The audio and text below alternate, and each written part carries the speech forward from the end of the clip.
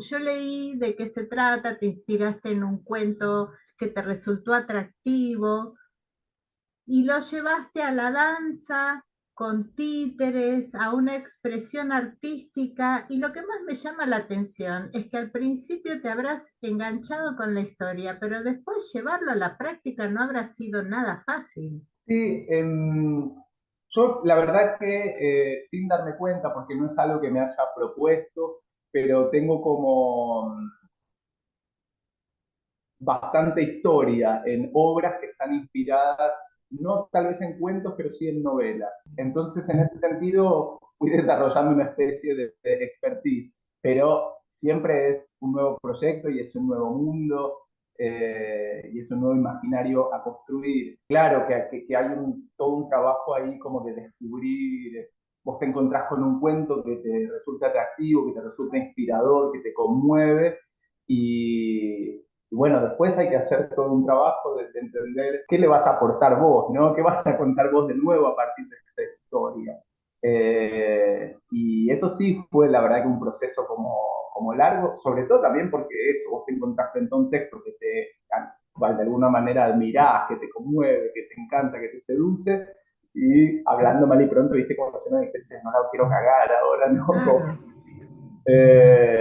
Pero bueno, no es que ese era un temor que tenía, pero sí de verdad descubrir eso, descubrir qué quiero contar yo con esto, o a partir de este. Y a mí lo que me pasa como creador, como yo vengo del mundo de, siempre estuve en el teatro, pero en algún momento de mi vida entré fuertemente a la danza, y a partir de ahí todas mis producciones tienen que ver con esos lenguajes híbridos, donde siempre está el cuerpo muy comprometido. Entonces, bueno, por un lado para mí eso era como lo natural, no solo qué quiero decir, sino ese cómo. Lo que se aparecía muy evidente para mí era ese cómo, que siempre es desde el cuerpo. ¿Y el cómo fue con marionetas? Sí, bueno, eso es algo que también, vos sabés que también esas cosas yo no las hago tan consciente. En el 2017 yo ya había hecho una obra en la que trabajaba con títeres, en distintas técnicas además, y muy también desde lo intuitivo, ¿no? Como una investigación. No es que yo tenga ahí, así como te dije antes, que había hecho varias obras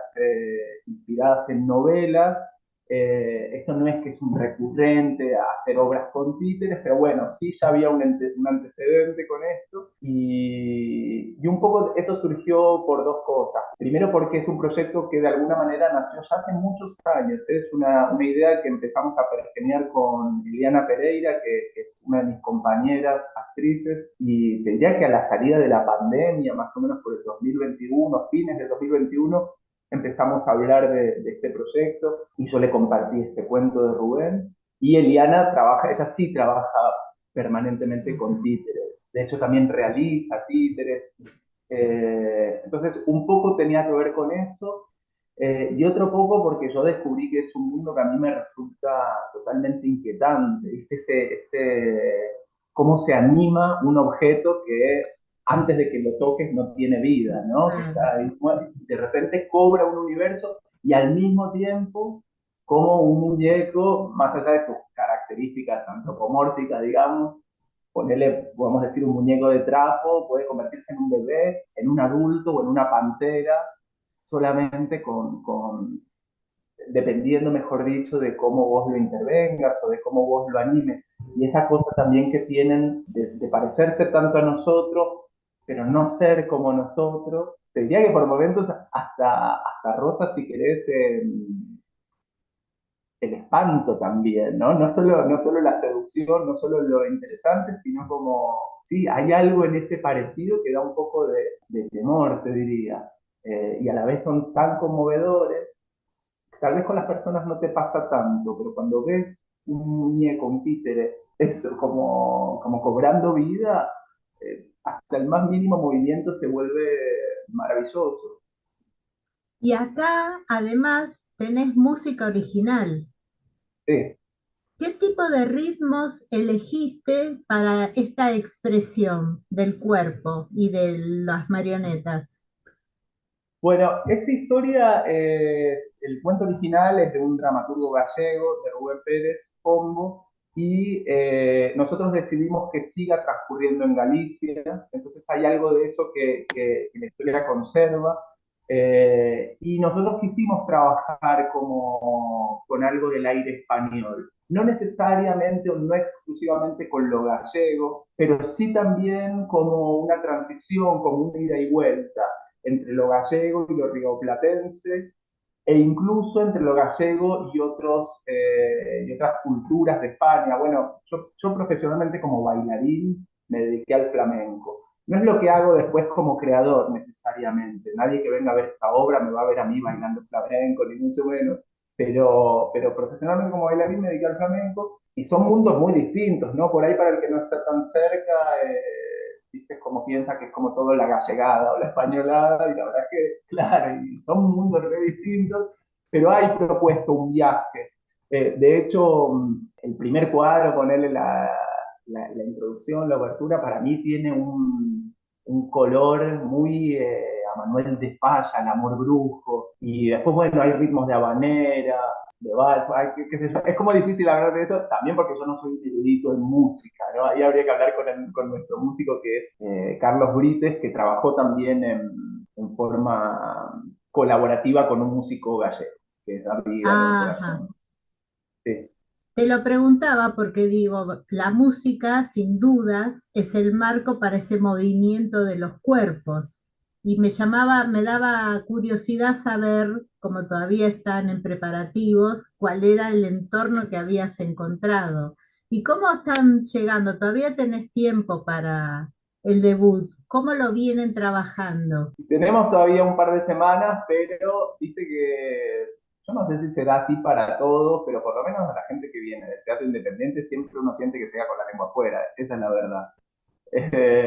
Qué sé yo, y más estas obras que son complejas, que tienen como muchos elementos, esto, ¿no? Vos lo dijiste, como por un lado la danza, por el otro lado los títeres y obviamente la composición musical, que no es lo mismo encontrar una pieza de música que a vos te guste y decir, bueno, voy a trabajar sobre esto, que componer algo para el trabajo que estás haciendo y que se va realimentando, retroalimentando, ¿no? Como te hacen vos mostrás la escena que estás montando, te devuelven una música y a su vez vas ajustando. Entonces, bueno, ese camino medio que nunca se acaba. Hasta que uno dice, se acabó, esto hasta acá, vamos con esto. Pero bueno, que son muchas capas y que todas las capas cuentan algo, ¿no? Yo siempre pienso eso, como la escena, como casi te diría como una fotografía o como una pintura, ¿no? Entonces, en ese sentido, la escenografía y el vestuario para mí son también fundamentales, Claro, y las luces. y la iluminación, desde luego, obvio. Sí, sí. Sí, sí, totalmente. Entonces, bueno, eso, son muchas capas y es mucha gente como colaborando para llegar a un resultado final. Nada, se llega así, trabajando mucho. Desde ya. ¿Y quién te imaginás que va a ser el espectador? Sí, para mí es una obra para todo público y desde luego va a tener diferentes interpretaciones según quien la mire, o más que interpretaciones, como va a ser interpelado de distinta manera, ¿no? Si la ve un niño, que si la ve un adulto, si la ve una mujer. Yo creo que va a interesar seguramente a mucha gente de la danza. Hay un público que para mí era algo por ahí un poco desconocido, que hay un gran sector, así un público importante que consume títeres para adultos. Como no es exactamente mi palo, yo eso no lo conocía tanto, pero eso es súper curioso. Eh, y me parece que en general la gente, yo qué sé, es loco también, ¿viste? Porque cada obra tiene su mundo. Hace un par de años yo estrené una película que tenía que ver con fenómenos auditivos. Y de repente me escribía gente o me etiquetaban en redes sociales y eran ponerles con audiólogos y entonces vos decís, bueno, claro, nunca sabés cuál es el mundo específico, que tal vez es gente que no es de teatro, pero que se interesa por algo súper puntual.